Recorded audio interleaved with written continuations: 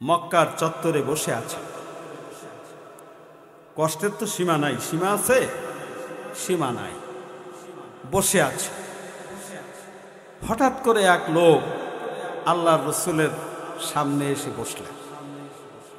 বসে বললেন যে, আপনার নাম কি মোহাম্মদ? বলে, হ্যাঁ, আমার নাম মোহাম্মদ। কি হয়েছে? আপনি নাকি খুব বিশ্বস্ত মানুষ এই মক্কা নগরীর। সেটাই মক্কাবাসী যায়। তা তোমার কি প্রয়োজন বলো? বলতেছে যে, আবু জাহেল আমার কাছ থেকে উট কিনছে, টাকা দেয় নাই, সেই টাকা এই পর্যন্ত পরিশোধ করে নাই। আমি বারবার টাকা চাই, তা দেয় না। এরম আবু জাহেল কুলিয়ে দেয় আছে কি নাই? নিজের গেরের মধ্যে আর একজনের জমি ফেলিয়া হারির টাকা দেয় নাই, এরমের আবু জাহেলের লাড়কা, এরকম আবু জাহেলের মানে পুচকে আবু জাহেল আমার শীতলমারিতে আছে, বোধহয় কুলিয়ে দেয় নাই। আছে? আল্লাহর নবী ভয় পেয়ে যাওয়ার কথা না? ভয় পাবে যে আবু জাহেলের কাছে যে টাকা আদায় করে দেবো কে, আমি এই দায় ঠেকছি কে? অস্ত্রে মসজিদে 4 রাকাত নফল নামাজ পড়ি, তাতে লাভ হবে না। এল আমরা ইসলাম বুঝিছি। অমাইয়াবতাকি গায়রুল ইসলামে দীনা, মজলুম ব্যক্তির পক্ষে দাঁড়িয়ে যাওয়ার ব্যাপারে আমাদের মধ্যে ইসলাম নাই। আছে? আল্লাহর নবী বললেন যে, তাই তোমার টাকা দেয় না? কয় না, দেয় না। কথা চলো, কোনো ব্যাখ্যা নাই। সোজা আবু জাহেলের বাড়ি যেয়ে ডাক দিছে যে, আবু জাহেল, চাচা বাড়ি আছো? ও চাচা। আল্লাহর রসুলের কণ্ঠ শুনে, আল্লাহর রসুলের ডাক শুনে আর কলিজা পর্যন্ত শুকায় গিয়েছে। সুবহানাল্লাহ বলবো না? বলে, চাচা একটু বাইরে আসো। বাইরে আসছে। কি চাচা, তুমি হঠাৎ করে আমার বাড়ি? এই লোকের কাছ থেকে উঠ কেনছো? কয়, হয় কিনছি। টাকা দিয়েছো? কয় না। এখনই সেই টাকা পরিশোধ করে দাও। অবস্থাটা দেখছেন? যে মক্কার জমিনে যাদের অত্যাচারে নির্যাতিত হয়ে আল্লাহ নবী টিকতে পারছেন না, সেই প্রধান নেতার কাছে যে বলতেছে যে এই পাওনাদারের হক এখনই পরিশোধ করে দাও। আবু জাহেল বলতেছে, চাচা একটু দাঁড়াও, আমি ঘরের ভিতরে টাকা নিয়ে আসতেছি। ভিতরে যে সিন্দুক খুলে দিনার দেরহাম যা ছিল আইনিয়া, ওই লোকের কয় টাকা, এই কয় টাকা, এই না, তোমার টাকা না। ওই লোক টাকা পেয়ে আল্লাহ নবীর পিছনে পিছনে আবার হাঁটা শুরু করছে। তো ওই লোক চলে যাচ্ছে। রাসূল সাল্লাল্লাহু আলাইহি ওয়াসাল্লাম কাবা শরীফের চত্বরে আবার যে বসে পড়ে। কিন্তু শয়তান মাজিয়েডা, সাজিয়েডা, ছোটটা, নোয়াটা, হাইব্রিডটা, এইগুলো সব ওই জায়গায় এক জায়গা বসে। ওই লোক কিন্তু আসে প্রথম জিজ্ঞেস করছে যে, আবু জাহেলের বাড়ি কোন বাড়ি, একটু দেখাই দিতে পারো তোমরা? কি হয়েছে এই ঘটনা? আমরা যে টাকা পয়সা আদায় দিতে পারবো না। ওই যে একা একা মাথা নিচু করে বসে আছে এক লোক, নাম মোহাম্মদ, ওই লোকটা যে কও, ওই লোকটা আদায় করে দেবে। ওদের ইচ্ছা হলো যে আবু জাহেলের কাছে টাকা আদায় করতে গেলেই আবু জাহেল মোহাম্মদকে উচিত শিক্ষা দিয়ে দেবে, আর আমরা একটু মজা করতে পারবো। নাউজুবিল্লাহ বলি সবাই।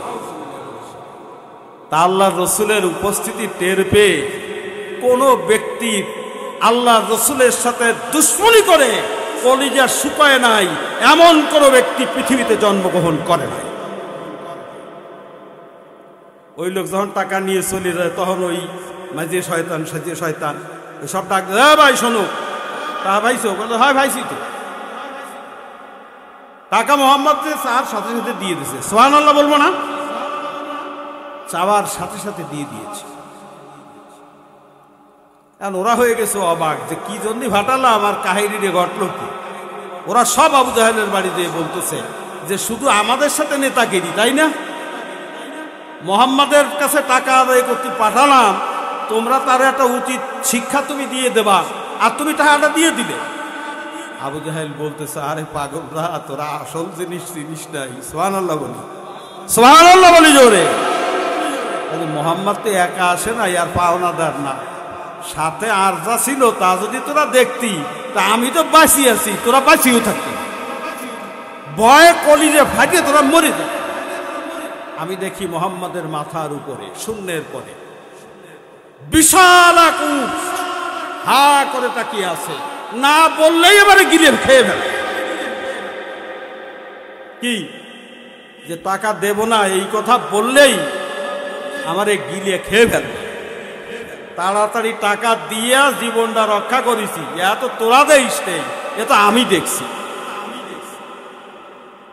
অন্যায়ের প্রতিবাদ যদি আপনি আমি করার অভ্যাস না করি, তাহলে এরকম আবু জাহেল এই সমাজে আল্লাহ রসুলের যুগেও ছিল, এখনো আছে, ভবিষ্যতেও থাকবে, ঠিক কিনা?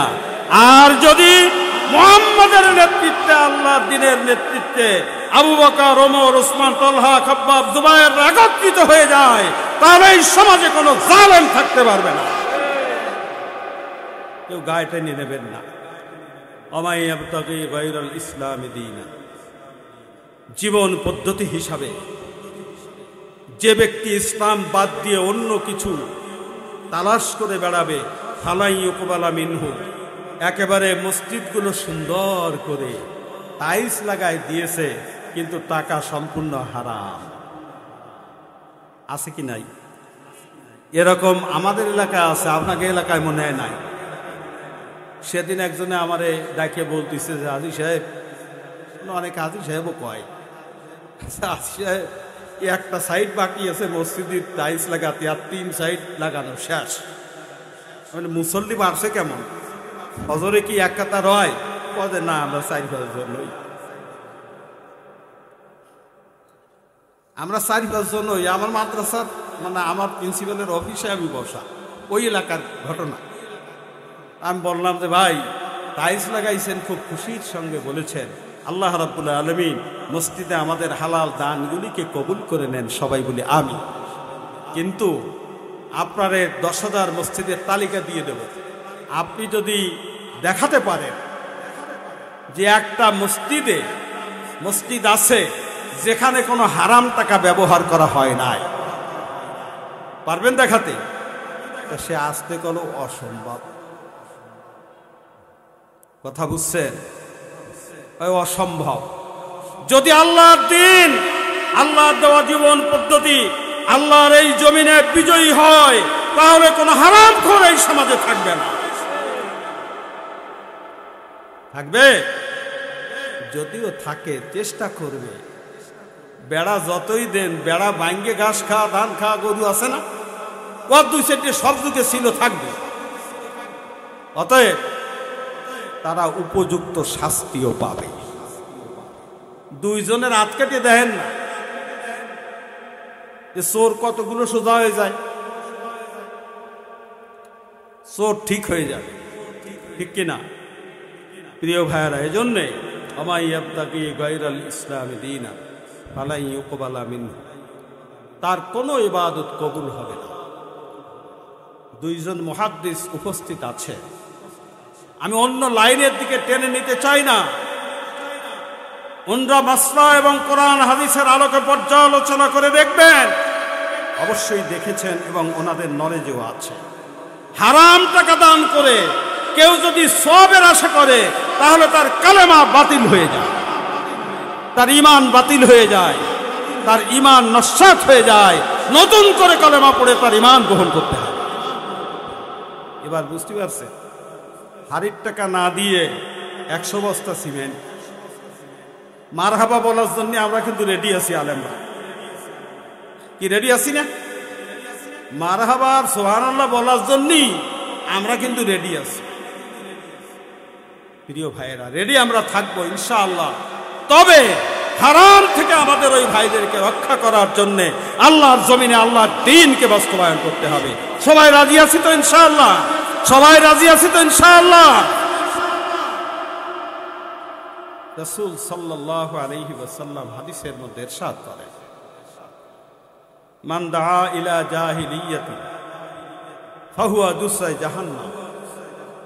ক্বালু ইয়া রাসূলাল্লাহ ওয়া ইন সাল্লা ওয়া সামা قال رسول الله صلى الله عليه وسلم وإن صلى وصام وزعم أنه مسلم ইসলাম ব্যতীত অন্য কোন নিয়ম পদ্ধতির দিকে যে ব্যক্তি আহ্বান জানাবে, তার আহ্বান আর আবু জাহেলের আহ্বানের মধ্যে কোনো পার্থক্য আছে?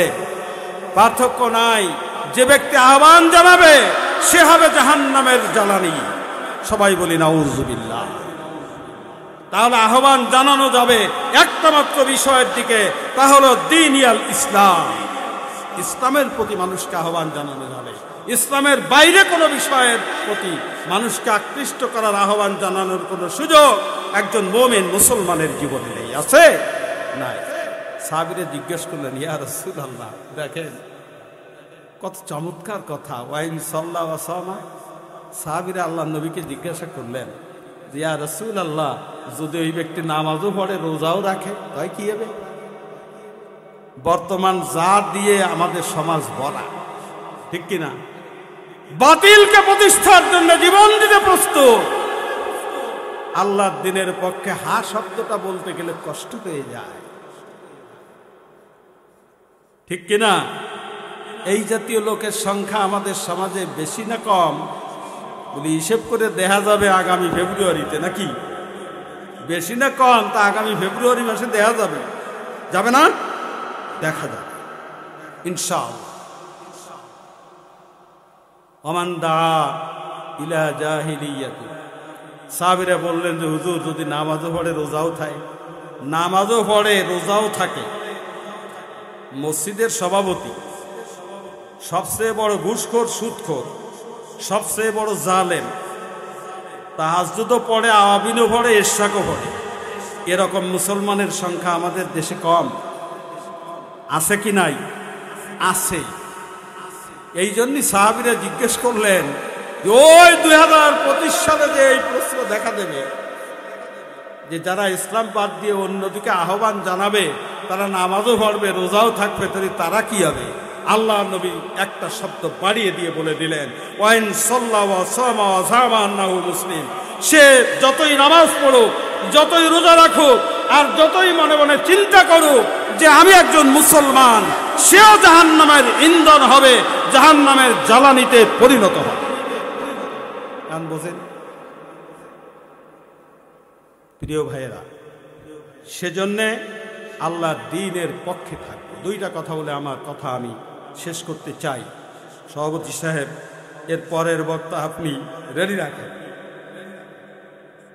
রেডি রাখেন। আমি দুইটা মাত্র কথা আপনাদেরকে বলে আমার কথা শেষ করতে চাই। তার মধ্যে একটা কথা হলো, সর্ব অবস্থায় আল্লাহর পক্ষে থাকবো। কার পক্ষে? কার পক্ষে থাকবো? সর্ব অবস্থায়, সুখে দুঃখে, বিপদে মুসিবতে, জুলুমে অত্যাচারে, সর্ব অবস্থায় আল্লাহর কোরআনের পক্ষ অবলম্বন করব। রাজি আছে কিনা? রাজি আছে কিনা?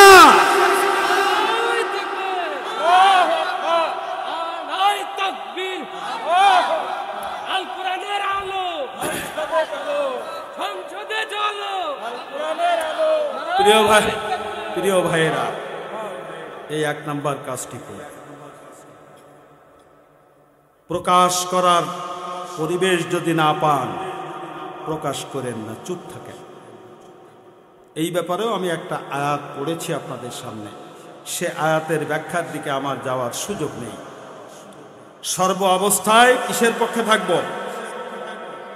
কোরআনের পক্ষে, আল্লাহর দ্বীনের পক্ষে, মানবতার পক্ষে, মাজলুমের পক্ষে, জালেমের বিপক্ষে, অনিসলামের বিপক্ষে, কোরআন ব্যতীত যত ইজমান নীতিমালা পৃথিবীতে আছে সবকিছুর বিপক্ষে থাকবো। রাজি আছি?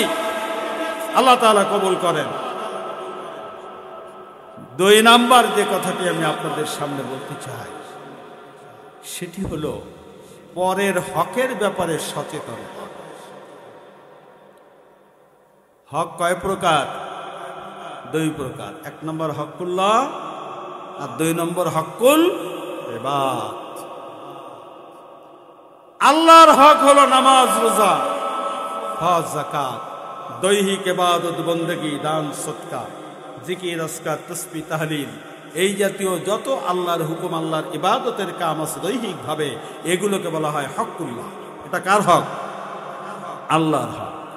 আর দ্বিতীয় হক হলো বান্দার হক, হকুল ইবাদ, বান্দার হক। আল্লাহর হক যদি কেউ নষ্ট করে, নামাজ পড়তে পারলো না, এজন্যে রব্বুল আলামিন সূরা তাওবা নাযিল করেছেন। ঠিক কিনা? ঠিক না? তওবা করলে কুল্লুকুম খাত্তাউন ওয়া কুল্লু খাত্তাইনা তাওয়াবুন। আল্লাহ রাসূল বলেছেন যে তোমরা সবাই ভুল করো, ভুল তোমাদের হয়ে যেতেই পারে, কিন্তু সর্বোত্তম ভুলকারী হলো যে আল্লাহর কাছে তওবা করে। সুবহানাল্লাহ বলবো না? মানুষের হক আমরা মনে করি শুধু টাকা পয়সা জমি জমার হক, তা না। বাড়ির পাশে একজন অনাথ ছোট বংশের মানুষ বাস করে, আর আমি বড় বংশের মশিউর রহমান। এক চিৎকার দিলে 100 ভাই চিতলমারির বাজারে হাজির হয়ে বংশে, আর ও হলো ফকির বংশের লোক। ওরা 3 ঘর মানুষ, তো ওদেরকে যদি একটা থাবা দিই প্রতিবাদ করতে পারবে না আমার বিরুদ্ধে। এটাও বান্দার হক কিনা? বান্দার হক কিনা? তুই হ্যাঁ চেয়ারে বসিস, ওঠ চেয়ার না আমাকে জন্য। বান্দার হক নষ্ট করা হলো না? জোরে একটা ঝাড়ি দিলাম যে খবরদার তোরে যেন আর এই রাস্তায় চা দোকানে দেখি না। এটা ওই ব্যক্তিকে ইজ্জতের হানি ঘটালেন না? এটা ওই ব্যক্তি ইজ্জত আপনার কাছে পাবে কি পাবে না? ইমানদার হিসাবে পাবে না। এভাবে বান্দার হক নষ্ট করা থেকে আপনাকে আমাকে বিরত থাকতে হবে, কারণ সংশ্লিষ্ট ব্যক্তি মাফ না করলে আল্লাহ রাব্বুল আলামিন কোন ব্যক্তির হককে মাফ করবেন না। রাসূল করিম সাল্লাল্লাহু আলাইহি ওয়াসাল্লাম হেঁটে যাচ্ছেন, দেখে একটা জানাজা। আল্লাহ নবী জানাজা দেখে এড়ায় যান, যেতে পারেন? জানাজায় থামছে। আল্লাহর নবীর উপস্থিতিতে কেউ ইমামতি করতে পারবে? কেউ কোনোদিন পারবে ইমামতি করতে? আল্লাহ রাসূল অসুস্থ থাকা অবস্থায় আল্লাহর নবী হযরত আবু বকর সিদ্দিক রাদিয়াল্লাহু তাআলা আনহুকে ইমাম বানিয়ে নামাজ পড়েছিলেন। সেখানে আবু বকর সিদ্দিক রাদিয়াল্লাহু তাআলা আনহু ব্যাখ্যা দিয়েছেন, আল্লাহর নবী কি ইমাম সাহেবের পাশে দাঁড়াইছিলেন না পিছনের কাতারে দাঁড়াইছিলেন? কোথায় দাঁড়াইছিলেন জানেন? কোথায় দাঁড়াইছিলেন? মুসলমান জানে না এসব ইতিহাস। আল্লাহ নবীর উপস্থিতিতে তামাম কায়নাত, তামাম মাখলুকাত কেউ আল্লাহ নবীর সামনে ইমামতি করার যোগ্যতা রাখে না। যিনি ইমামুল আম্বিয়া হযরত আবু বকর সিদ্দিক রাদিয়াল্লাহু তাআলা আনহু বলেছেন যে আম্মানি রাসূলুল্লাহ সাল্লাল্লাহু আলাইহি ওয়াসাল্লাম, আমার ইমামতি করেছেন আল্লাহর নবী, আর আমি ইমামতি করেছি তোমাদের। সুবহানাল্লাহ বলবো না? অতএব আল্লাহর নবী জিজ্ঞাসা করলেন যে ভাই জানাজা এটা ঠিক আছে, কিন্তু তোমাদের এই ভাই কি কোনো ব্যক্তির কাছে ঋণী আছে? তখন সাহাবায়ে কেরাম বললেন, তার আত্মীয় স্বজনের সাথে আলাপ করে যে না, কোনো ঋণ নাই, সে কারো হক নষ্ট করে নাই। আল্লাহর নবী জানাজা পড়লেন।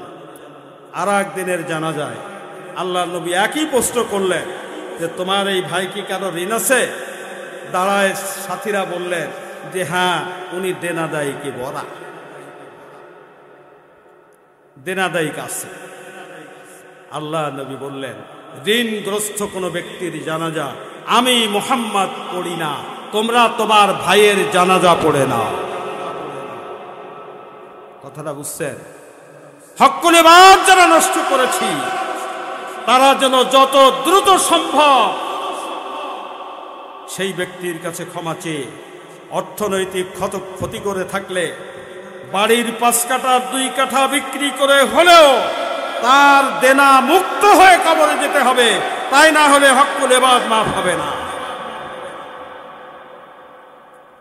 অতএব আমি আপনাদেরকে আহ্বান জানাতে চাই, হাদিসের শেষ অংশ হলো চিৎকার করে একজন সাথী ওই মরহুমের, তিনি বললেন, ইয়া রাসূলুল্লাহ, আমার ভাইয়ের সকল ঋণের দায়িত্ব আমি ঘাড়ে তুলে নিলাম। আল্লাহর নবী তার কথায় বিশ্বাস করে সঙ্গে সঙ্গে বললেন, তাহলে এবার আমি জানাজা পড়তে পারি। সুবহানাল্লাহ বলবেন না? প্রিয় ভাইয়েরা আমার, কথা শেষ। এই দুইটা বিষয় যদি আমরা যথার্থভাবে আমল করতে পারি, এক নম্বর হলো কি, কোন অবস্থাতেই সুখে দুঃখে মরণে শয়নে সর্ব অবস্থায় আমরা আল্লাহর দ্বীনের পক্ষে থাকব, দ্বীনের বিপক্ষে কোনোদিন দাঁড়াবো না। এই সিদ্ধান্ত নিতে পারি আমরা? আল্লাহ যেন কবুল করেন, সবাই বলি আমিন। দুই নম্বর হলো হকুল ইবাদ, যা নষ্ট করেছি পরিশোধ করার চেষ্টা করব, আর জীবনে কাউকে একটা ঝাড়ি দেওয়ার মতো কষ্ট আমি দেব না। এই সিদ্ধান্ত গ্রহণ করতে পারলে মাঝখানে যত আচার আচরণ যা কিছু হবে, সেজন্য যদি আমি ওই রাত্রি দ্বীপ প্রহারের পরে যায় নামাজে বসে রব্বুল আলামিনের কাছে বলতে থাকি, আস্তাগফিরুল্লাহ রাব্বি মিন কুল্লি যামবি ওয়া আতুবু ইলাইহি, ও মাহবুব, না বুঝে এইগুলো করে ফেলেছি, তোমার নামাজ ছেড়েছি, রোজার দিনে রোজা রাখি নাই, ইচ্ছা করেই রাখি নাই, ও মাহবুব, তোমার কাছে ক্ষমা চাই, তুমি মাফ করে দাও, তোমার কাছে ইস্তেগফার করছি, তোমার কাছে আমি তওবা করছি, তুমি মাফ করে দাও, আর জীবনে নামাজ ছুটবে